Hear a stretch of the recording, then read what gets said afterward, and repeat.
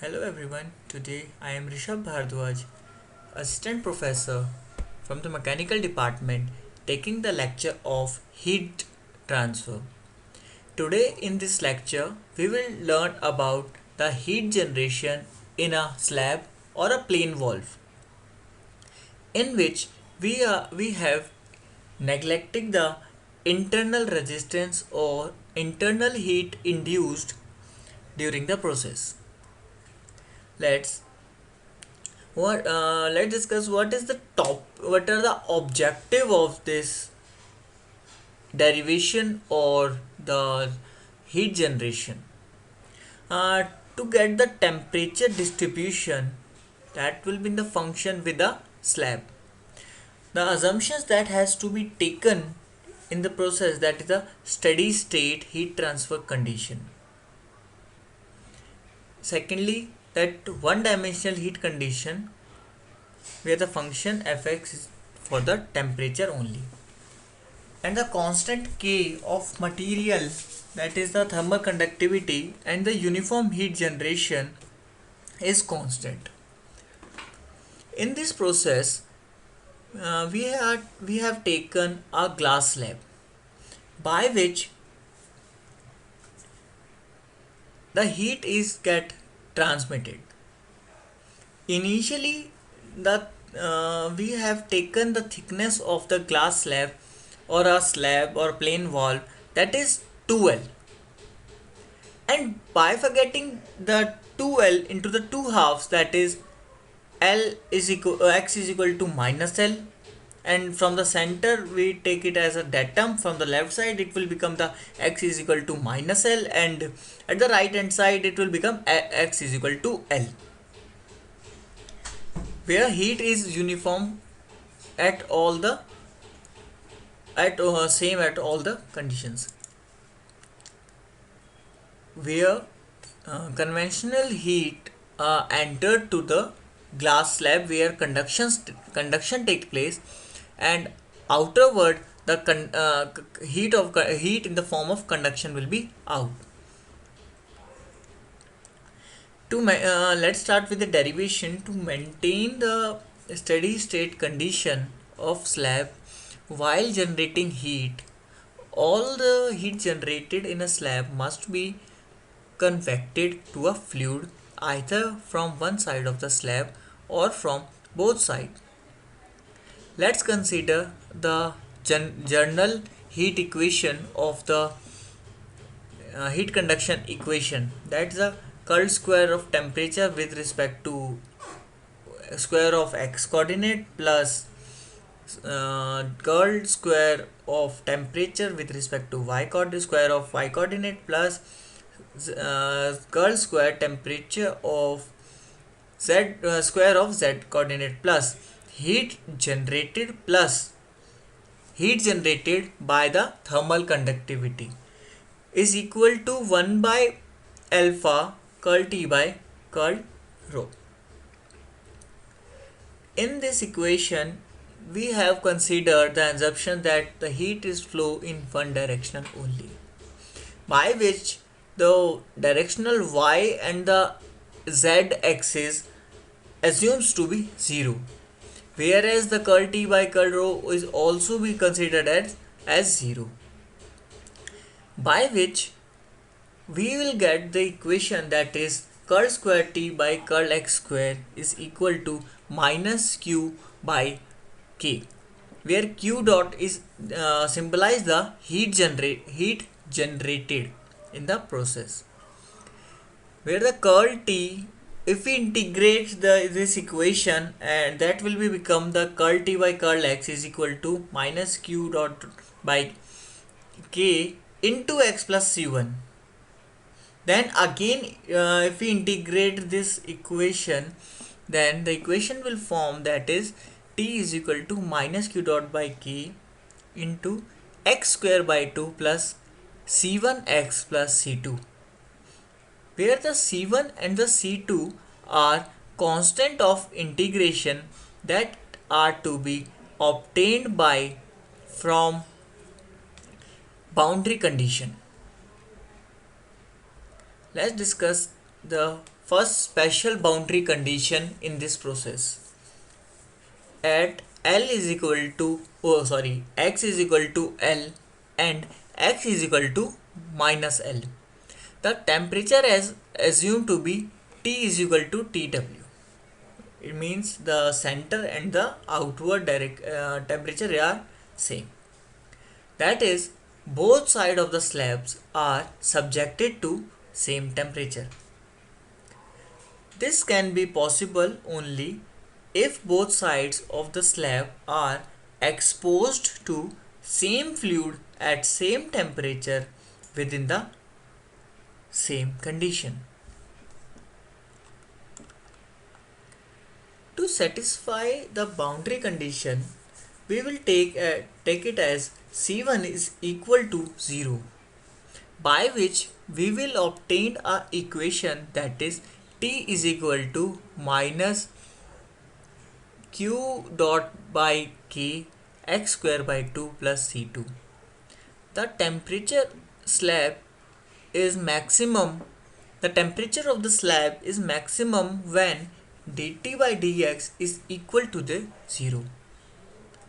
By the help of this equation, we will get that the change of temperature will equal to the 0.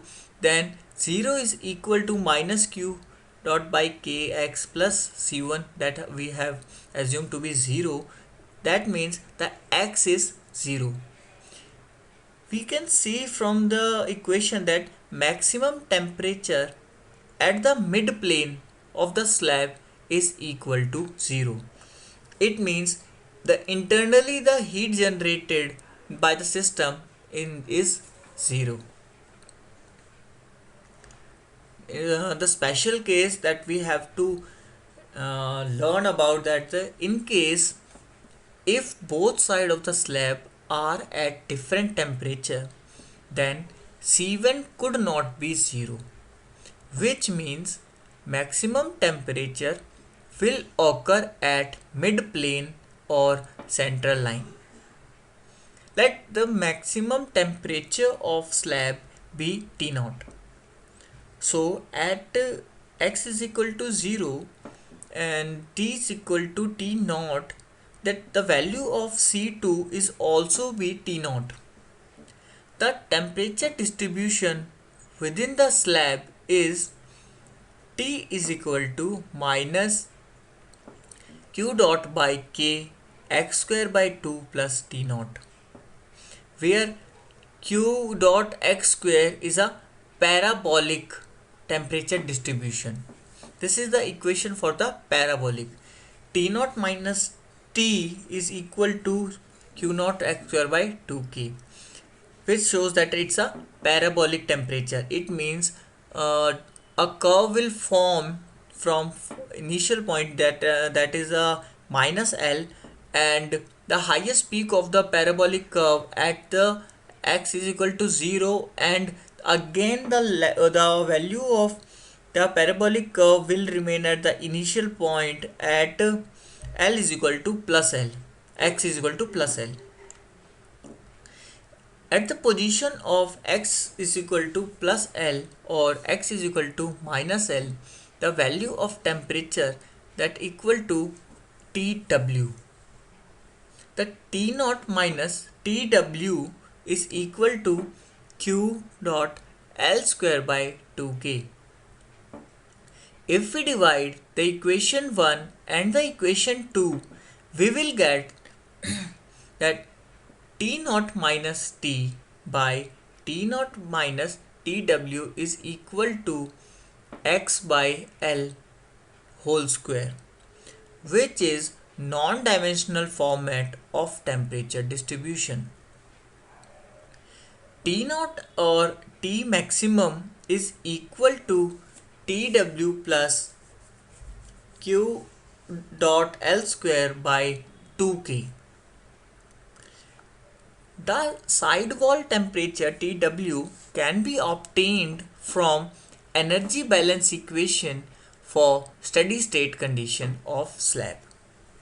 Heat generated in the slab is equal to the heat convected from both sides of the slab. Q dot into volume of the slab is equal to 2 into H into A into temperature difference. Temperature difference that is TW minus T infinity, that are the one side. Q dot into A into 2L is equal to 2 into H into area into change of temperature, where the equation will form, that is TW is equal to Q dot L by H plus T infinity. So the T max is equal to T naught, that implies to Q dot L square by 2K plus Q dot L by H plus T infinity. The other extreme case is one side of the slab is perfectly insulated, that is a adiabatic surface.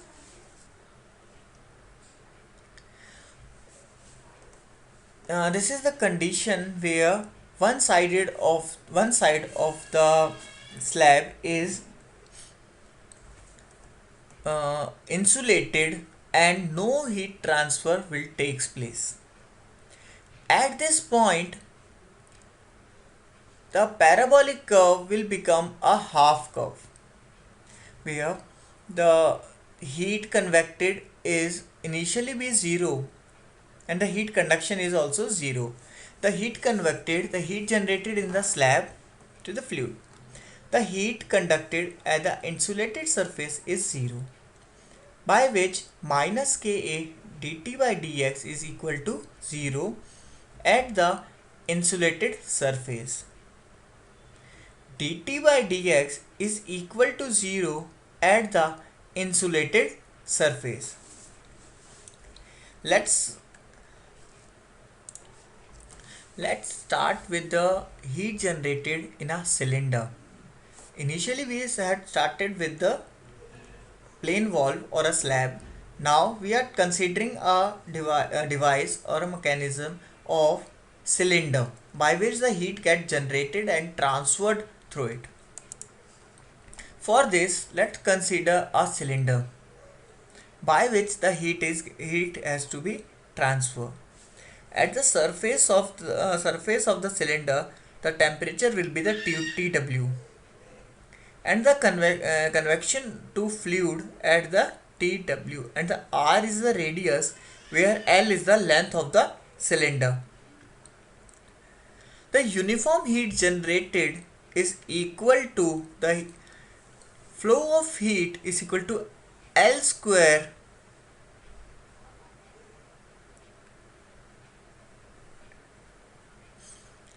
here we can see that Q dot is equal to the I square R by volume of the cylinder, and the SI unit of watt by meter cube.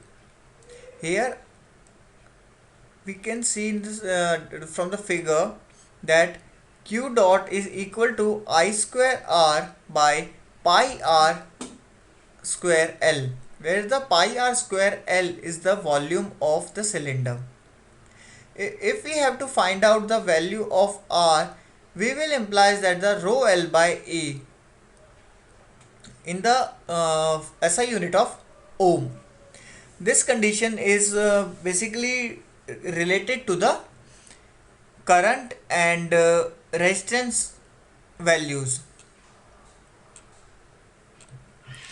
Now the objective of this experiment, or the finding the values or derivation, is that to get the maximum temperature distribution within the rod, we have to take some assumptions that steady state heat transfer condition, that will be the T is naught is equal to the function of the time, and to maintain the steady state condition of rod while generating the heat, all the heat generated in rod must be converted into fluid from the surface of the rod which is given by the H.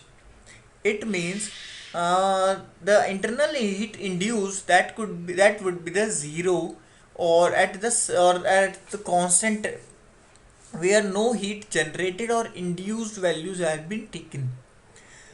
Second condition, that is 1D heat conduction could take place only, and third one is uniform heat generation of heat at constant K of material. Q heat generated will be the constant, and the thermal thermal coefficient is also be a constant. To generalize heat conduction equation in cylindrical coordinate, that is the that are curl square T by curl R square plus 1 by R curl T by curl R plus 1 by R square curl square T by curl phi plus curl square T by curl Z square plus q by k is equal to 1 by infinity to curl T by curl rho, where R is the radial coordinate and Z bar is axial coordinate, and phi is the azimuthal coordinate in this. If the small radius has been taken by this, that will be the d phi, and the axial is the horizontal component and the vertical component is the radial component. In one dimensional steady state, the values of for the one dimension, the other two values are become 0. For the steady state, we'll also make 0 the curl T by curl rho, that also be a 0. Then the equation that has to be formed, that is a curl square T by curl R square, that plus 1 by R curl T by curl R. These two terms are for one condition or one dimension only. That implies is to minus q square by k. Then we have taking the evaluation of this equation, that is the R curl square T by curl R square plus curl T by curl R is equal to the minus q dot by k into R. In the equation, 1 by R dt by dr by, with respect to dr is equal will be taken as the in the differentiation, and the r dot curl T by curl R will be taken as the product rule differentiation, by which we will solve it by the UV method. And after after this, we have to integrate with respect to R, and the formula that will be the r dt by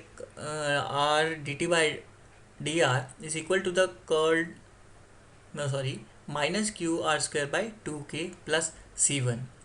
And if we again integrate the value, and we will, by integrating or resolving the values, we are taking the r to the right hand side, and that values will be the dt by dr is equal to minus qr by 2k plus c1 by r. The equation that was to be formed after that, again double integration or the next integration, that will be the t is equal to minus qr square by 4k plus c1 natural log plus c2, where the c1 and the c2 are the constant of integration that are to be obtained from boundary condition. The first we are taking the condition, that is the one boundary condition. That means that at small r is equal to the capital R, that is the periphery of the rod, and the temperature is T is equal to TW. And for the second condition, that the second boundary condition is for the steady state condition of rod, writing the energy equation, that will be the heat generated in the rod is equal to the heat conduction radially at the surface. That has to be formed that Q into pi r square L. That means the volume, Q into volume is equal to the minus K into 2 pi RL into dt by dr, where r, small r is equal to the capital R. And the equation will form that the dt by dr at small r is equal to capital R is equal to minus QR by 2K. Here the equation, if we integrating and putting the equation, that is the dt by dr is equal to the minus q r by 2k plus c1 by r. From the equation 1 and the 2, we will taking as the value c1 is equal to the 0. If the c1 can also be said to be 0 when logarithm function becomes infinity, where r is equal to the 0. That is the axis of the rod, but the temperature at the axis of the rod cannot be infinite. The temperature of the rod is maximum when dt by dr is equal to 0. Then the value will be the 0 is equal to the minus q dot r by 2k plus c1 by r, where we have taken the condition that c1 is equal to the 0, then the value of r is also 0 at the axis of the rod. We can see that maximum temperature at the axis of rod. Let the maximum temperature of the rod be T0. At r is equal to 0 axis, the T will be is equal to the T0. From the equation, that is T0 is equal to C2. Herefore, the temperature distribution within the rod will be the T is equal to minus QR square by 4K plus T0, where the T0 minus T minus T0 is equal to the minus QR square plus by 2K. T0 minus T is equal to the QR square by 4K. That is also be a parabolic condition and distribution. You can see in this figure that TW and the T0 and the TW again. These all the three terms are in the form of parabolic distribution. At r is equal to the small r is equal to the capital R, and the T is equal to the TW. That will be the surface temperature. At T0 minus TW is equal to QR square by 4K.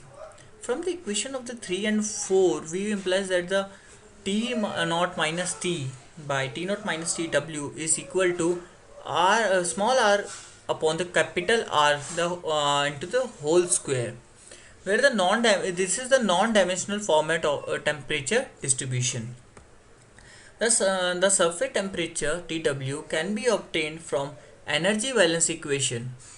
For the steady state condition of rod, the heat generated in the rod is equal to the heat conducted from the surface of rod to fluid. Q into the volume, that is pi r square L, is equal to the H into 2 pi RL into change of temperature, that will be the TW to T infinity.